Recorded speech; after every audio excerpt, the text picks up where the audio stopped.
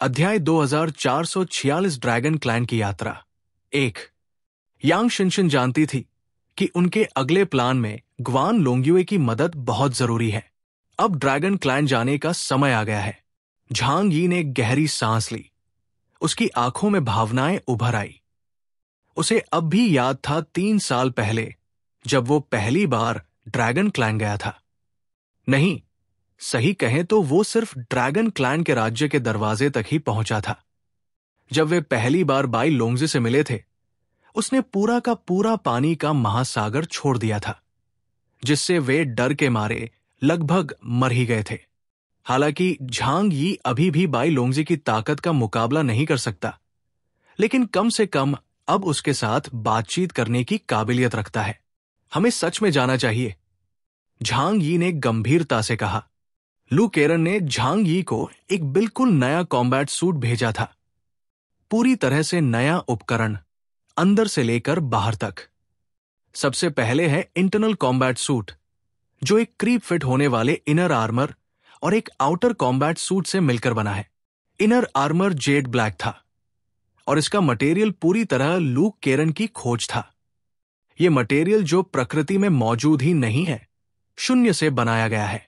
यह मजबूत है, तापमान स्थिर रखता है, सांस लेने योग्य है और त्वचा को नुकसान नहीं पहुंचाता। इसके अलावा इसे पहनने से बेसिक फिजिकल फिटनेस भी बढ़ती है। इस मटेरियल का नाम उसने रखा लू। ये झांग यी के मेटल से मेल खाता है। कॉम्बैट यूनिफॉर्म की बाहरी परत कीमती सामग्रियों से बनी है और इसका वजन 3 किलो से ज्यादा नहीं है। लड़ाई की क्षमता बढ़ाने के अलावा इसमें कई हथियार, अंदरूनी सेल्फ रिपेयर फिलर्स और मिलिट्री स्टिमुलेंट्स तथा न्यूट्रिशनल सप्लीमेंट्स भी है। इसे पहनकर कोई भी साधारण इंसान इप्सिलॉन स्तर से नीचे वाले इनह्यूमन से लड़ने की ताकत रख सकता है। दुनिया में एक ही मौजूद ऐसा कॉम्बैट सूट। ये कांगयुआन क्लैन और वुलुआन साम्राज्य की कॉम्बैट टेक्नोलॉजी का मिश्रण है, जिसकी कीमत की कल्पना भी नहीं की जा सकती। सबसे बाहरी परत है झांग यी का एंड डेमन गॉड आर्मर। ये वुलुआन साम्राज्य के आर्मर ऑफ द एंड और कांगयुआन क्लैन के सम्राट यी तुझियार के डेमन गॉड आर्मर के मेल से बना है, जिसे लू केरन ने बार बार अपग्रेड किया है। चंद्र युद्ध में इसमें थोड़े बहुत छोटे नुकसान हुए थे, जो उपयोग को प्रभावित तो नहीं करते, लेकिन समय के साथ इन छोटे नुकसानों का जमा होना इसकी उम्र पर असर डाल सकता था। इसीलिए हर लड़ाई के बाद लू केरन इसे अपनी सबसे परफेक्ट स्थिति में बनाए रखती थी। झांग यी ने अपना कॉम्बैट यूनिफॉर्म पहना और डेमन गॉड आर्मर को अपनी कलाई पर लगा लिया। हां, लू केरन द्वारा बदलाव के बाद यह बोस के साथ एकीकृत हो चुका था। यह झांग यी के न्यूरल सिग्नल से जुड़ता है और झांग यी के एक विचार मात्र से यह उसके शरीर पर चढ़ जाता है। वैसे ट्री में तलवार, बाओसी, जो झांग यी का डिवाइन रिफाइनमेंट है, उसे खिलाए जाने के बाद उसके सुपर पावर इंडेक्स में 30,000 पॉइंट तक पहुंच चुका है। इससे इसकी अटैक और डिफेंस क्षमता में बहुत वृद्धि हुई है। ये सारी तैयारियां करने के बाद झांग यी यांग शिनशिन को लेकर तियानहे सिटी से निकल पड़ा। झांग यी ने अपनी स्पेशल टेलीपोर्टेशन क्षमता का उपयोग करके यांग शिनशिन को कई डायमेंशनल पोर्टल से गुजार कर ले गया। करीब दर्जन भर मिनट में वो शेंगजिंग के अर्थ गॉड टेम्पल के सामने प्रकट हुआ। शेंगजिंग, जो कभी प्राचीन राजधानी हुआ करता था, अब भी इस भूमि पर अपनी गरिमा और भव्यता को संजोए हुए है। झांग यी और यांग शिनशिन अर्थ गॉड टेम्पल के प्रांगण में खड़े थे, जहां उन्हें एक रहस्यमय और शक्तिशाली ऊर्जा का प्रवाह महसूस हो रहा था।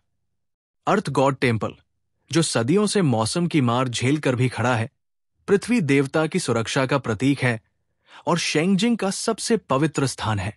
उनकी अचानक उपस्थिति से आसपास के गार्ड चौंक गए, लेकिन वे तुरंत समझ गए कि कौन आया है और झुककर सम्मान से बोले, प्रणाम योर मैजेस्टी कैओस। प्रणाम योर मैजेस्टी वेस्ट की क्वीन मदर। झांग यी ने शांत स्वर में कहा, हम होतु से मिलना चाहते हैं।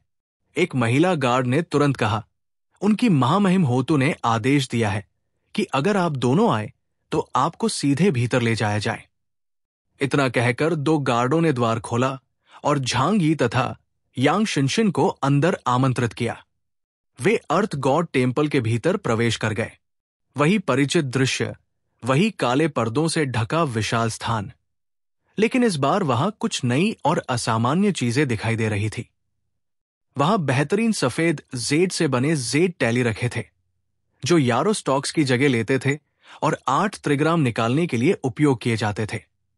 अब झांग यी ये पूरी तरह समझ चुका था कि इस कथित गॉसिप का असली मतलब क्या है। बाइनरी दुनिया में 8 त्रिग्राम दरअसल मटेरियल वर्ल्ड के अंदरूनी कोड को निकालने का एक गणितीय उपकरण है। ग्वान लोंग्युए को ड्रैगन क्लैन का मार्गदर्शन मिला था, जिससे वो और अधिक जटिल और उन्नत जन्मजात बगुआ एल्गोरिदम सीख सकी। ग्वान लोंग्युए मंदिर के भीतर मुलायम कालीन पर सीधी बैठी थी। उसने एक भव्य और गंभीर काली ड्रेस पहन रखी थी और उसके चारों ओर का माहौल बेहद पवित्र और शांत था। उसके चेहरे और स्वभाव से जन्मजात गरिमा और बुद्धि झलक रही थी। इस क्षण उसके भीतर ऐसा पुरातन बल प्रवाहित हो रहा था, मानो वो इस भूमि के इतिहास से गहराई से जुड़ी हो। उसके चारों ओर जेड टोकन रखे थे, जो 8 त्रिग्राम और 64 हेक्साग्राम बना रहे थे, जिनके आगे और गहरी गणनाएं होनी बाकी थी। आखिरकार तुम लोग आ ही गए, ग्वान लोंग्युए ने झांग यी और यांग शिनशिन को देखते हुए मुस्कुराकर कहा। मैं तुम्हारा काफी देर से इंतजार कर रही थी। झांग यी और यांग शिनशिन उसके सामने खड़े थे। उनके बीच हल्की सी झिझक थी। ये अर्थ गॉड टेम्पल का पवित्र हॉल था, जहां मजबूत पत्थर के खंभे और नरम रोशनी इस जगह की गंभीरता को और बढ़ा रहे थे। झांग यी जानता था कि आज की मुलाकात सिर्फ एक शक्तिशाली व्यक्ति से बातचीत नहीं, बल्कि आने वाले समय के फैसलों पर असर डालने वाली एक अहम मुलाकात है। मुख्य आसन पर होतु बैठी थी। उसकी मुद्रा शांत और गरिमामय थी। वो देखने में बहुत खूबसूरत नहीं थी, लेकिन उसमें एक दिव्यता और स्थिरता थी। उसकी आंखें शांत सरोवर जैसी गहरी थी, मानो वो लोगों के मन को पढ़ सकती हों। मुझे सच में थोड़ा आश्चर्य हुआ कि तुम वापस आ गए। चांद का सफर इतनी जल्दी खत्म हो गया? झांग यी हल्के मुस्कुराए। हाँ, हो तो वो मामला हल हो गया है और अभी हमें ऊपर वाली संकट की चिंता करने की जरूरत नहीं है। ज्यादातर साधारण लोगों को पता भी नहीं चला और चंद्र टुकड़ों से पैदा हुआ संकट बिना निशान के गायब हो गया। इस घटना ने दुनिया भर के देशों को हिला दिया, लेकिन साथ ही झांग यी का नाम दूर दूर तक फैला दिया। दुनिया भर की पहली और दूसरी श्रेणी की ताकतों के शीर्ष विशेषज्ञों की मौजूदगी में झांग यी ने उस विशाल समस्या को हल किया था। अब झांग यी पृथ्वी पर सबसे शक्तिशाली अस्तित्व है। कम से कम सतह पर तो यही सच है। यहां तक कि शेंगजिंग क्षेत्र में भी उसकी वजह से उच्च स्तरीय बैठक हुई और वे दोनों खुश भी थे और प्रभावित भी, क्योंकि अब तियानहाई क्षेत्र की प्रतिष्ठा हवाक्सू किंगडम में बेहद ऊंची हो चुकी है। ये बात हर जगह फैल चुकी है। झांग यी हवाक्सू किंगडम का सबसे शक्तिशाली व्यक्ति है। तुम्हारी चांद वाली यात्रा काफी फलदायी रही होगी। क्या तुम मुझे वहां की घटनाओं के बारे में बता सकते हो? होतु ने गहरी नजरों से देखते हुए पूछा। आपके सपोर्ट के लिए दिल से धन्यवाद। आपसे रिक्वेस्ट है कि आप सब्सक्राइब, कमेंट करें और अपने दोस्तों से भी सब्सक्राइब करवाएं। धन्यवाद। अध्याय 2400 से ड्रैगन क्लान की यात्रा, भाग 2। ग्वान लोंग्युए शांत बैठी थी अर्थ गॉड टेम्पल की मुख्य सीट पर। उनकी निगाहें बिल्कुल साफ, गहरी, ऐसी कि जैसे वो झांग यी और यांग शिनशिन के चेहरे पर उभरती सबसे हल्की सी भावना भी पढ़ लेती हों। चेहरे पर शांति, लेकिन आंखों में ऐसा एहसास जैसे वो किसी बेहद जरूरी जवाब की प्रतीक्षा कर रही हों।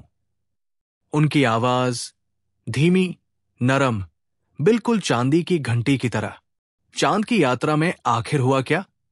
इतनी बड़ी क्राइसिस जो पूरी दुनिया को तबाह कर सकती थी, तुम दोनों ने 2-3 दिन में कैसे खत्म कर दी? मुझे सब डिटेल में बताओ। झांग यी ने चारों ओर नजर घुमाई, फिर ग्वान लोंग्युए की गंभीर, रहस्यमयी छवि पर नजर टिकाते हुए बोले, जो कुछ चांद पर हुआ वो हमारी कल्पना से कई गुना ज्यादा डरावना था। सामाइल की शक्ति, वो सचमुच अजेय है।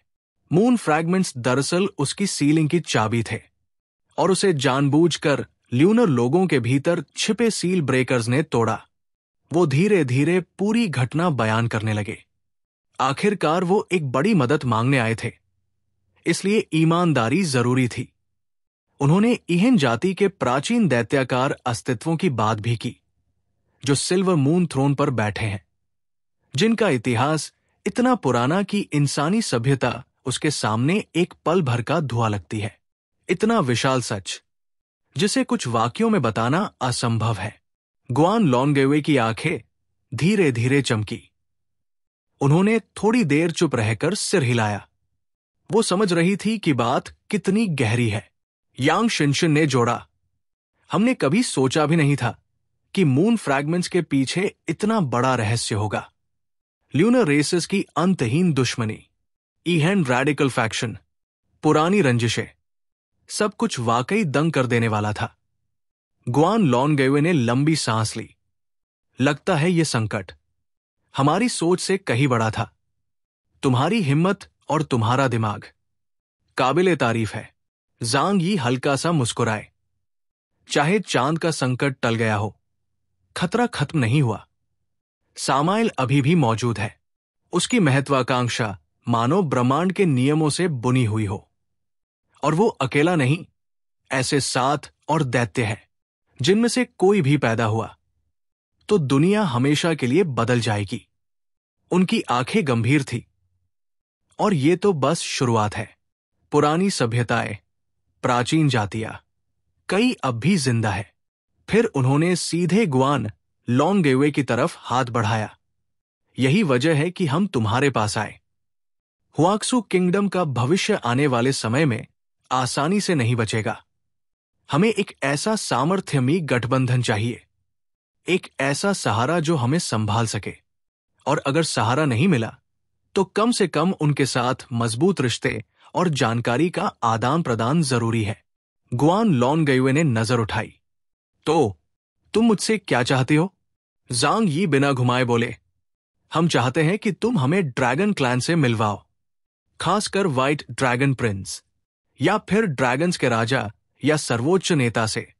हौतू ग्वान लॉन्गेवे की आंखें थोड़ी सिकुड़ गई, मानो यह रिक्वेस्ट उन्हें चौंका रही हो।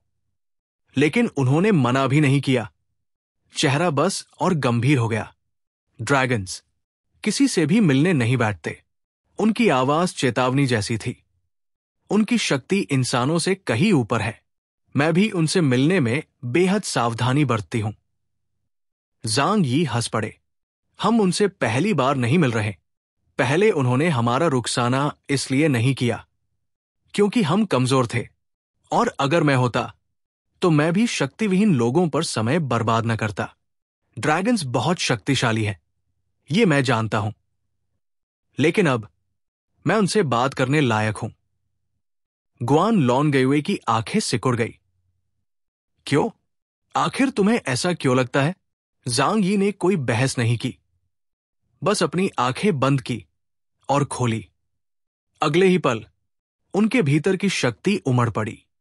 50,000 पावर इंडेक्स, नाइट लेवल, एक ऐसा दबाव जो आसमान चीर दे। चारों ओर हवा जम गई। बर्फ के फाहे हवा में रुक गए। पूरे अर्थ गॉड टेम्पल और आसपास के कई किलोमीटर के गार्ड्स वहीं गिर पड़े। सांस तक नहीं ले पा रहे थे। शेंगजिंग के लॉन्गमिंग गार्ड कमांड सेंटर में अलार्म बज उठा। जनरल शांग दाओविन, जिसकी शक्ति अब 32,000 तक पहुंच चुकी थी, सीधे खड़े नहीं रह पा रहे थे। ये शक्ति किसकी है? उनकी आवाज कांप रही थी। सन वुकोंग और नेझा तक पसीने से तर थे। दिशा, अर्थ गॉड टेम्पल।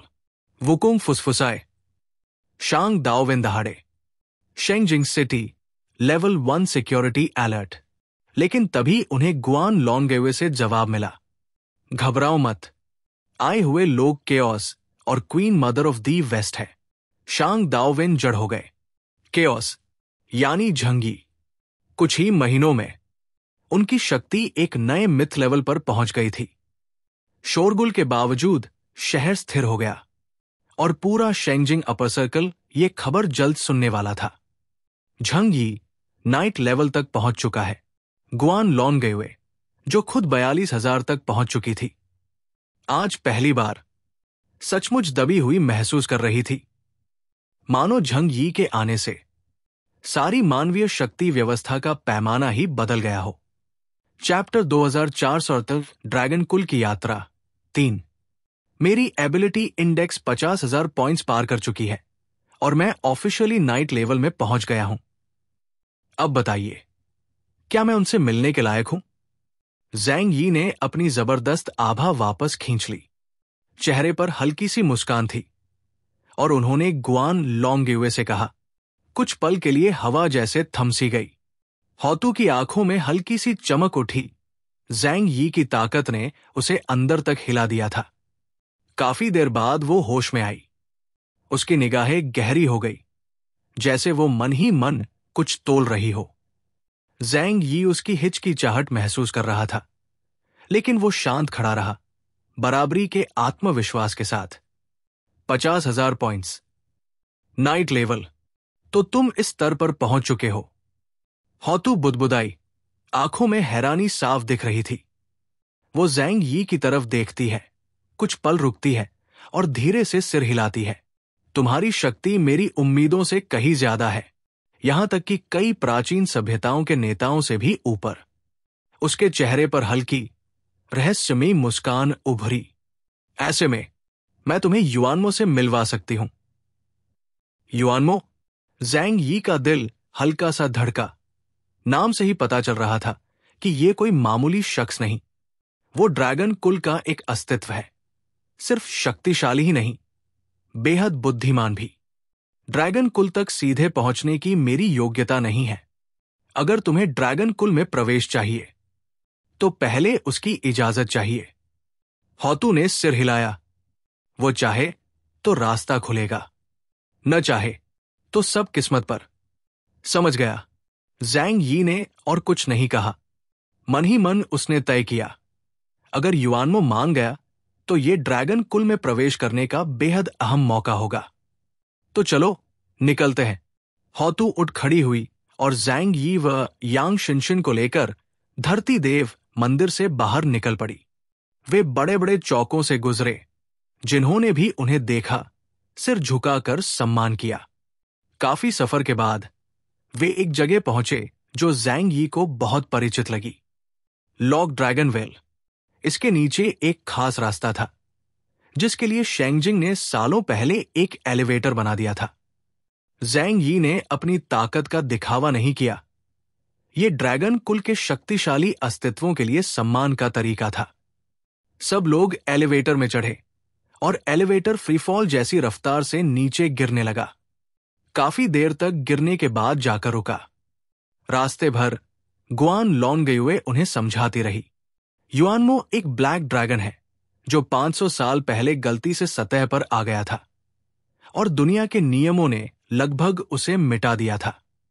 तब लियू बोवेन नाम के एक विशेष क्षमता वाले व्यक्ति ने इसे शुभ संकेत माना और सम्राट झू युआनझांग को बताया। फिर पूरे राष्ट्र की शक्ति लगाकर गहराई में एक ड्रैगन का घोंसला बनाया गया और पूरे देश की सामूहिक इच्छा से उसकी रक्षा की गई।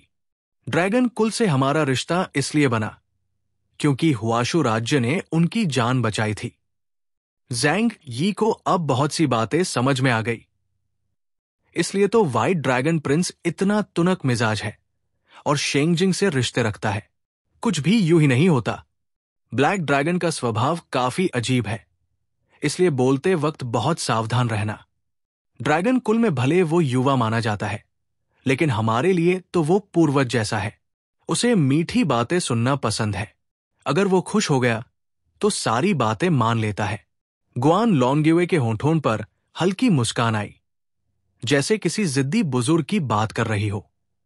ज़ैंग यी और यांग शिनशिन ने एक साथ सिर हिलाया। चिंता मत करो, मीठी बातें तो मेरी स्पेशलिटी है। कम से कम पिछली जिंदगी में तो मैं ठीक ठाक सिम था। अब भी अगर सामने वाला फायदा दे सकता है तो थोड़ी चापलूसी में क्या जाता है।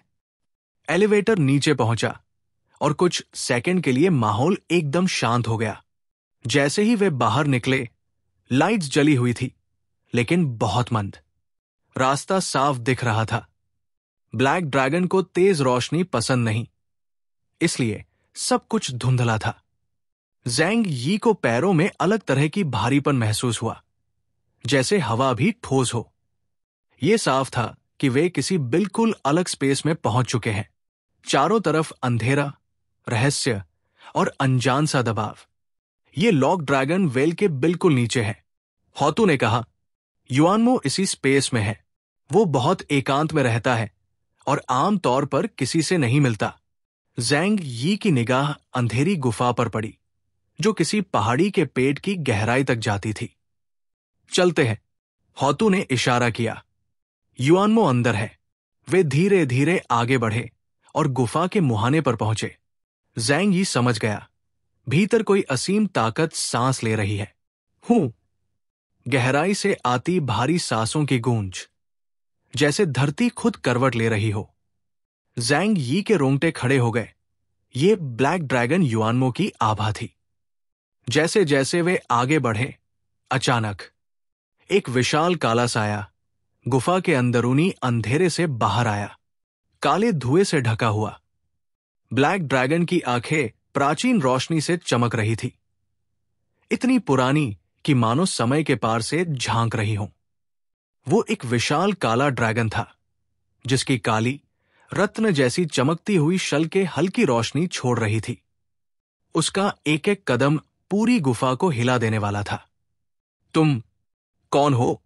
ब्लैक ड्रैगन युआनमो की आवाज गहरी और दूर से आती गूंज की तरह थी। उसकी नजर ज़ैंग यी पर पड़ी, जिसमें कुछ अनकही शक्ति थी। ज़ैंग यी ने सिर उठाया और बिना पीछे हटे उसकी आंखों में देखा। आत्मिक दबाव भारी था, लेकिन वो शांत रहा। मैं मानव जाति का ज़ैंग यी हूं। हमारे हुआशु राज्य पर संकट आया था और आपकी कृपा से हम बच सके। मैं विशेष रूप से आपका आदर व्यक्त करने आया हूं। आज आपसे मिलकर मैं वास्तव में आपके वैभव से प्रभावित हूं। बहुत समय से आपकी प्रशंसा करता आया हूं। मीठी बातें बोलने में क्या जाता है? ज़ैंग यी ने दिल खोलकर बोल दिया। ब्लैक ड्रैगन एक पल को स्तब्ध रह गया। अरे, ये लड़का तो बहुत ही मीठा बोल रहा है। 500 साल तक भले वो ज्यादा बाहर न गया हो, पर हुआशु राज्य की आदतों से वो अनजान नहीं था।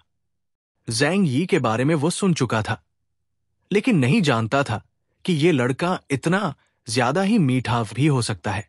प्यारे दर्शकों, प्लीज वीडियो को 800 लाइक और कमेंट जरूर करें। देखते हैं इस बार हमें कितने लाइक्स मिलते हैं। प्लीज सब्सक्राइब करें। Thank you so much.